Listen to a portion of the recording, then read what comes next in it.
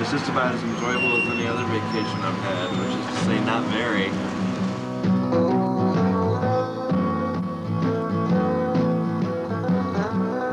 I don't know. I'm not too good at spontaneity, but I'd like to be, be goofy. You're important. You're proud. You're okay.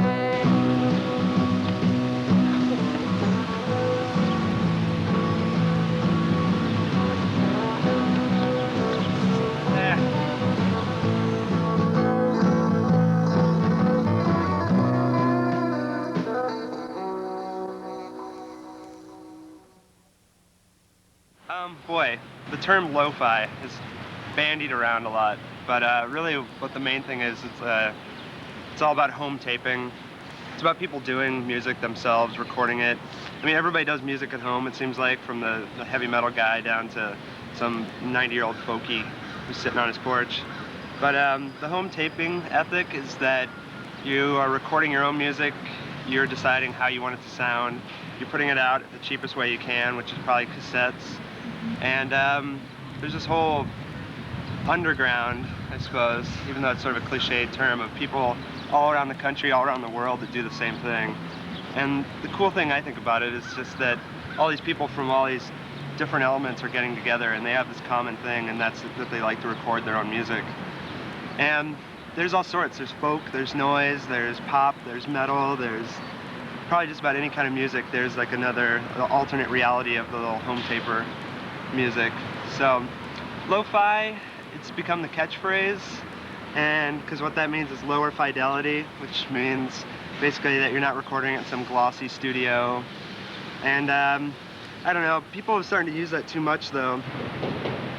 Hollow.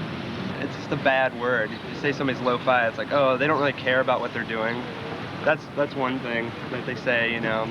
If it's lo-fi, obviously it means just some slacker in his bedroom and he's not caring. He's trying to sound like Pavement, and he's purposely adding a bunch of tapists to his thing so that way he can have the indie aesthetic or something. Which, you know, it just isn't the case. I mean, it is the case maybe for some people. I mean, I'm sure there's people trying to sound just like all their indie rock heroes in their bedroom, which is fine. I mean, that's how you start playing your own music. Eventually, you might start off by copying somebody, and then you'll go into doing your own thing.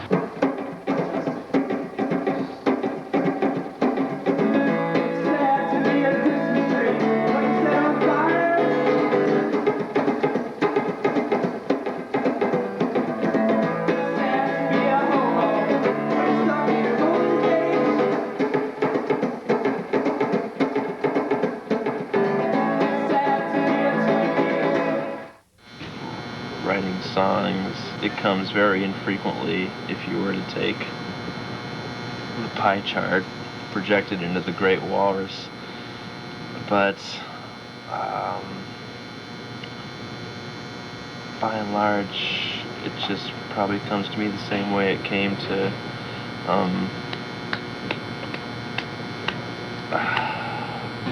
what's his name? Ira Gershwin. Marty Allen. Anytime you try to achieve some sort of catharsis, like 99.999% of the time, you just feel like a schmuck, or you just feel, unless you're willing to give yourself any sort of latitude, you just feel like you're cheating yourself out of what might have come from some sort of real catharsis with actual living creatures instead of squirts in your brain. So I've just found that sort of doesn't work. I mean, you can write something on the spur of the moment or after thinking about it for a few minutes that really pleases you because you're like sort of like in the zone where you're just going bam, bam, bam. That really went really well, and it'll even work out when you work it out, which in my case means playing it in front of people for the most part. But I don't know.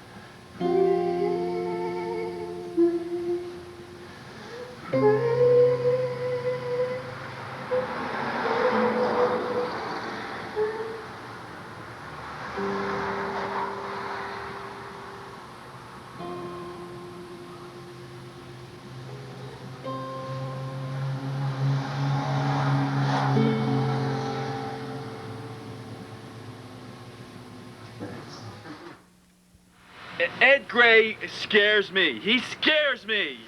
He's running around, he's wearing this t-shirt that says, "Eat Puppets."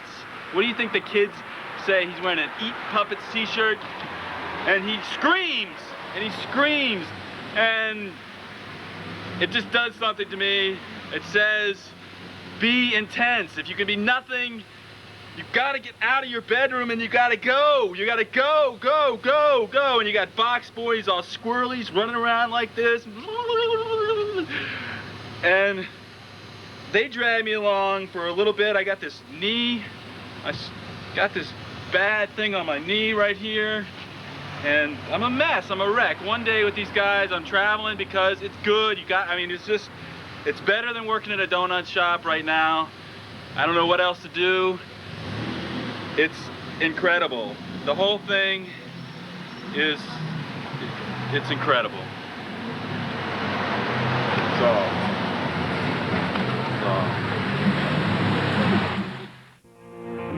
The night before, she went out to celebrate. This young lady had never drank a drop of liquor in her life.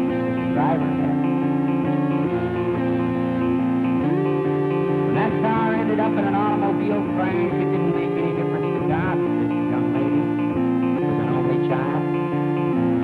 Didn't make any difference to God that she was to graduate within 24 hours. Didn't make any difference to God that she was going to the university in the fall. God does not cancel his rules with teenagers. Young fella, young lady, anytime you get in a car with a fella or a girl that's a smart aleck, just remember this. If that car hits an immovable object, it is the weight of your body, plus the speed of the car, plus the distance from the dashboard, equals the force with which your body is. And it wouldn't make any difference to God if the President of the United States or the Pope of Rome, and I don't say that disrespectfully, was sitting in front of me that time. Mathematically speaking. The Bible says, be not deceived. You know what that means? Don't be fooled.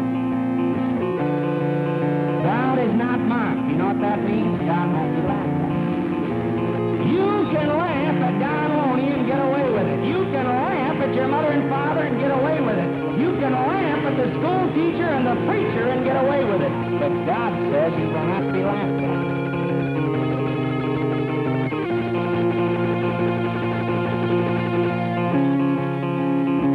Be not deceived, God is not mocked. For whatsoever a man sows, that shall he also reap. God doesn't cancel rules for teenagers. Well, getting old is actually, it's not as bad because, as anybody thinks, because you know more and more and more, and you can analyze people into separate categories, and they all remind you of other people. It's just a feeling. It's like, uh-oh, I know that guy, and he's just like so-and-so, and I know that guy. I know how that guy screwed me over, or expected me to do something, or... Where'd you get that balloon anyway, George? Found it. Found it. It's mine now. It's my very own North Carolina balloon. Found it.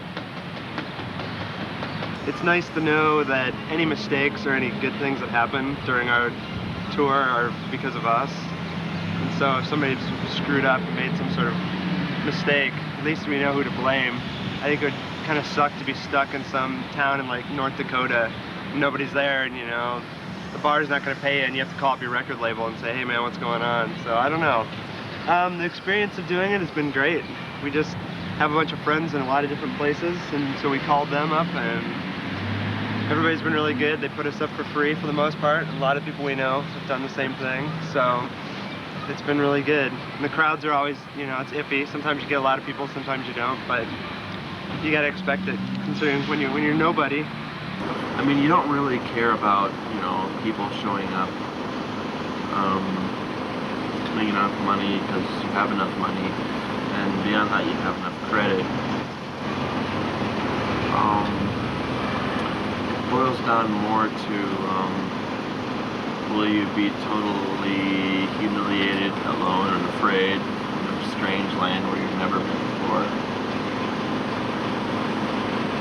And if you are, will you feel really stupid because you know it doesn't matter, and yet you care more about that than flossing your teeth that night?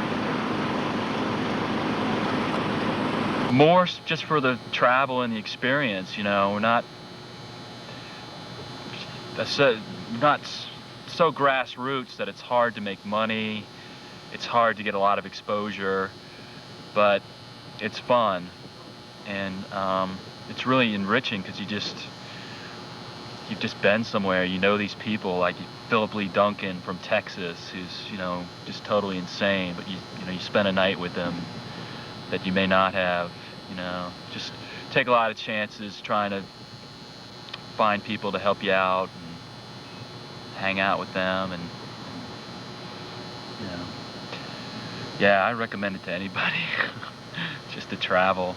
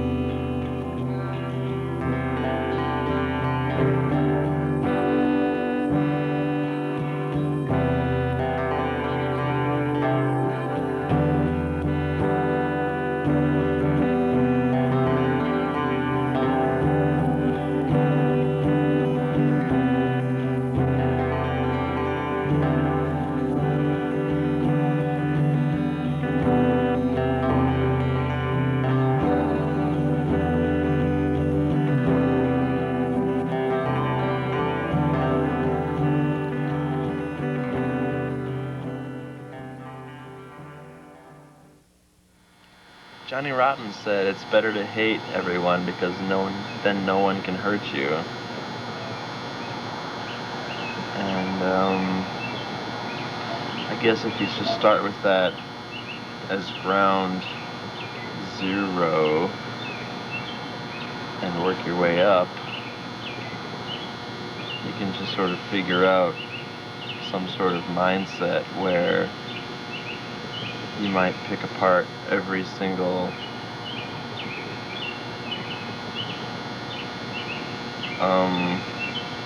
confrontation you'll have with people beyond superficial, and then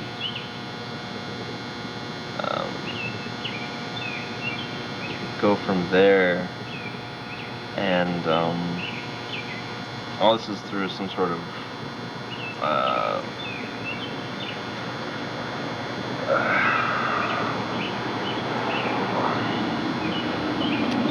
like what scientists look at to see the AIDS virus, microscope.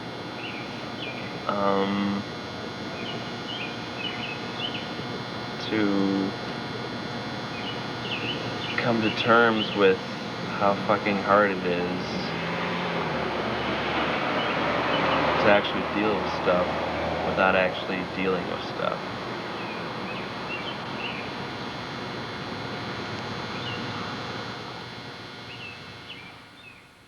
Let me tell you something. What these guys are doing is crazy. Getting in a car, driving around, changing tires, trying to play music. It's insane, it's ridiculous, it's stupid, it's painful, it's misery, it's miserable, it sucks, it stinks, it's ugly, nasty business. But Adam and Ed They have to do it. It's in their genes, their blood, it's in their urine, it's in their whole being, is to bring the essence of themselves to everybody in mankind. And all they can really get out of this whole thing is maybe the mere pleasure of the fact that they did it. And that's the only thing that matters. They did it. The fact that nobody cares, the fact that nothing matters, the existential quagmire of the everything. This is action. This is... You're flying in the face of all that the record label execs know. You know, you were doing it yourself. You're fronting the money. You're traveling around in a geoprism, you know, with banjos and guitars sticking out the windows. You're not getting paid. You know, you're trying to just do your thing. Nobody knows who you are. All that stuff would make a record executive's hair turn gray. So that's the whole thing with it. So that's the big con, but that's okay.